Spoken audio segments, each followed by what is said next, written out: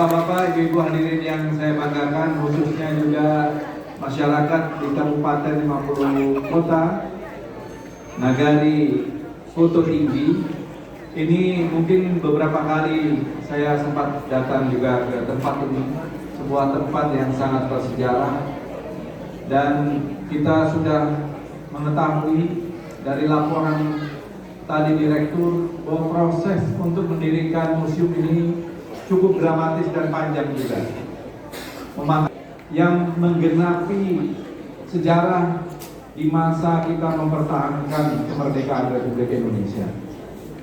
Jadi Bapak-bapak dan Ibu-ibu hadirin sekalian, sekedar untuk mengingatkan, karena ini juga Hari Bela Negara tanggal 19 Desember yang ditasbihkan atau diberikan peringatan ini sebagai bagian dari upaya kita mengenang semangat PDRI di dalam sejarah kita. Setelah proklamasi 17 Agustus tahun 1945 itu, Indonesia belum sepenuhnya merdeka. Kita merdeka, kita nyatakan merdeka, tapi para penjajah berusaha masuk kembali. Mereka masuk kembali dengan berbagai kekuatan sekutu, termasuk akhirnya ada pertempuran 10 November di Surabaya. Kemudian mereka juga melakukan berbagai macam agresi. Agresi pertama dan kemudian agresi kedua tahun 1948, tepat tanggal 19 Desember 79 tahun yang lalu. Ketika itu ibu kota negara kita di Yogyakarta akhirnya ditundukkan oleh sebuah operasi dari agresi militer Belanda yang kedua itu. Para pimpinan kita ditawan, antara lain adalah Presiden dan Wakil Presiden Soekarno dan Hatta.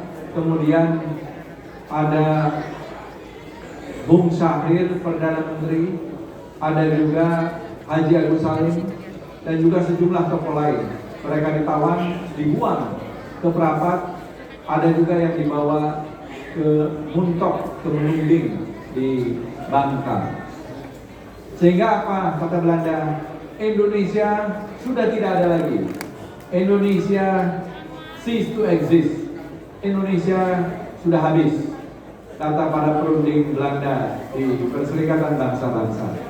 Nah, waktu itu yang memimpin kabinet di Jawa adalah Bung Hatta.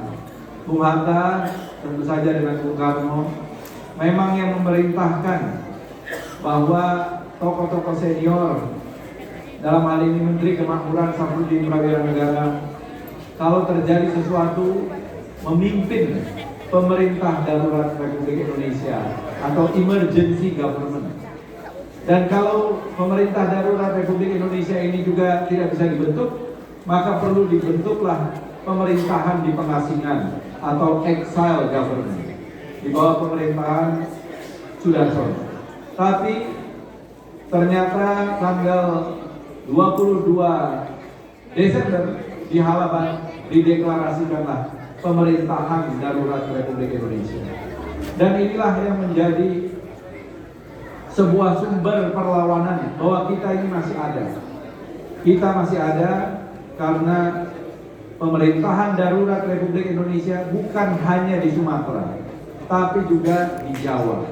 Termasuk apa yang menjadi bagian dari serangan umum 1 Maret tahun 49, peristiwa Situjuh tahun 1949 bulan Januari, itu merupakan dari rangkaian pemerintahan darurat Republik Indonesia.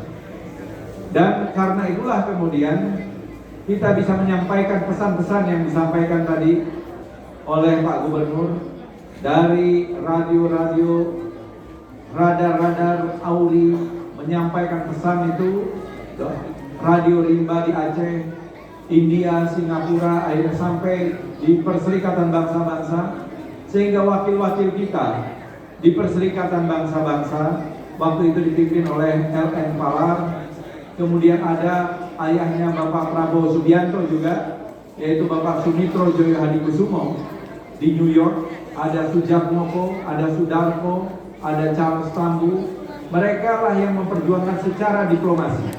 Jadi ada perjuangan fisik, perjuangan militer, ada juga perjuangan diplomasi.